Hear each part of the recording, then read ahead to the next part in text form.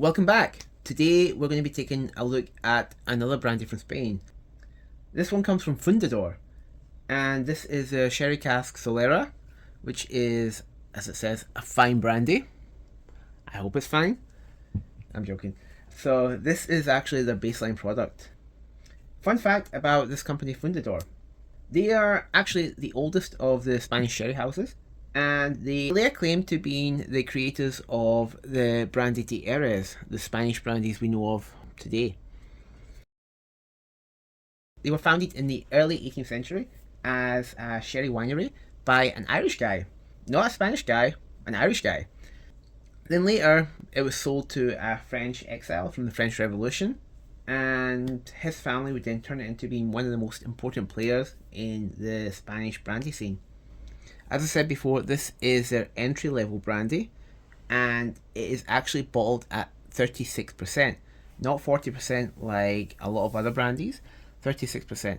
Now you might be thinking, how can you call that a brandy? Well, in the EU, technically you can have brandies as low as 36%. It's legally allowed, so it gets a pass. This one is also column distilled, and that tends to be the norm for brandies that are labelled as fine. It also mentions that it is aged in sherry soleras, so it does mention as its label it's a sherry cask brandy, and if you look at the bottom it says Brandy de Jerez Solera.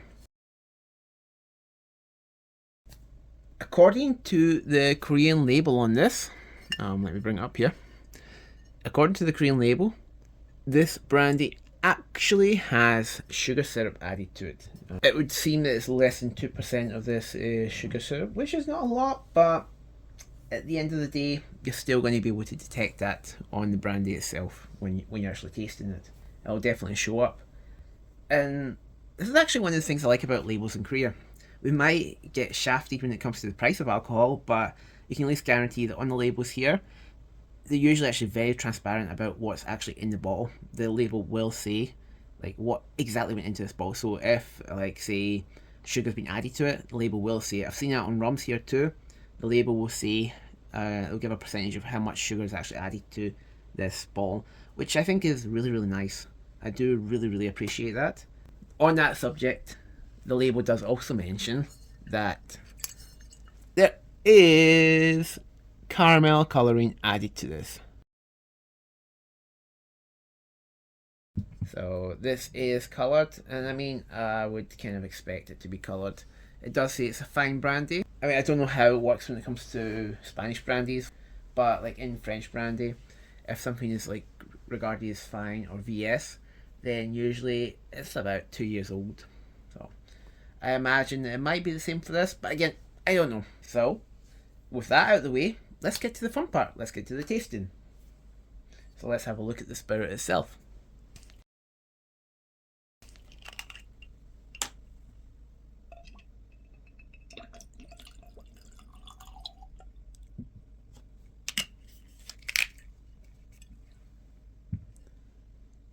Alright, so if we look at the colour here, yeah, it's got a nice deep amber colour. It's probably, I mean, I don't know what the original colour of the spirit was. I mean, colouring is added, so it doesn't really mean a whole lot. But I do imagine that the sherry casks used did have at least some influence in the colour, because it is actually quite dark. But still, caramel colour's been added, so you don't really know. So, let's nose it. Okay, right away, you get a really nice hit of rich sherry notes. I think raisins, dried apricots, prunes, dried cherries, and they're all coming through really quite strongly. There's also a little bit of leather, along with some vanilla, a bit of nutmeg, some dark chocolate, and a hint of candied orange peel. Quite a nice combination. Very Christmassy. There is, however, also maybe like behind all of that, there's a little hint of something that's medicinal, maybe like hand sanitizer or something similar to that. I can feel like a bit of an ethanol note behind it. But again, it's a young brandy, so I would kind of expect that kind of thing.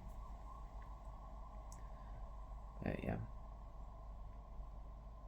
As I said, at most it's probably been aged for 2 years. So I'd expect that kind of thing. You get similar notes on other fine brandies, so that's what you expect. Still, it is very Christmassy though. So let's sip this.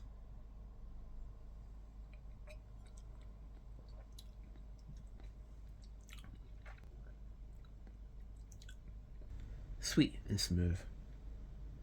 There's almost no burn on this at all. It goes down really, really well.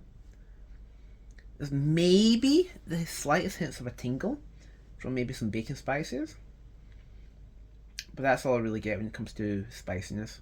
There's really not much there. However, it's really all about dried fruits. I can taste raisins, I can taste apricot jam, I can taste prunes, even some figs actually. Go back one more time.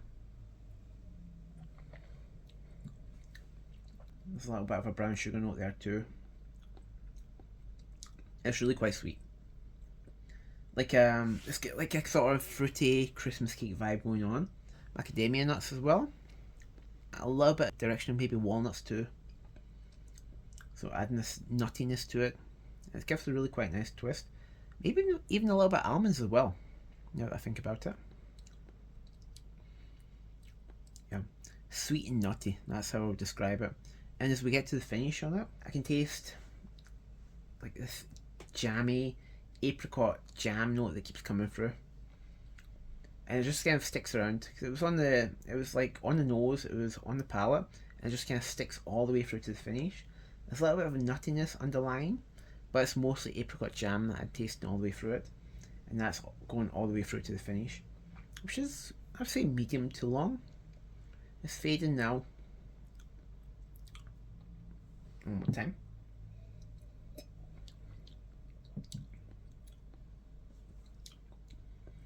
Again, tasting, I'm getting like the apricots coming through. That's really the most prominent note I'm actually getting on this. Obviously, apricot jam is coming through. And yeah, it just sticks in the palate and it continues all the way through to the finish. Now, for a budget brandy, I would say this is quite a decent offering. It's very warming and it's also very pleasant to drink. The sherry notes in it, they make me think of Christmas, and I would say it's definitely sweet enough that I would be more than happy to drink this as a digestive, especially after a really hearty meal. Actually, now that I think about it, it does remind me a lot of a medium sherry I tried years ago. I can't quite remember the name, but it was a blend of 95% Amontillado and 5% Pedro Jimenez. And it gave a lot of the same vibes that this does.